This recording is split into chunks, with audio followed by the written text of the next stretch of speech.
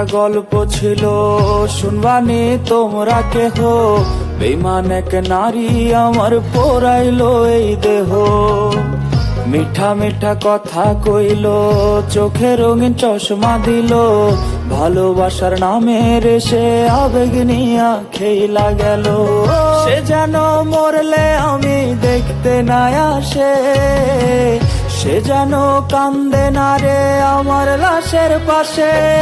তোমরা কেউ আমারে আহা বইলা দাও না রে, এই মগজ থেকে তার নাম আমি মুছব কি করে। ওরে তোমরা কেউ আমারে আহা বইলা দাও না রে, এই মগজ থেকে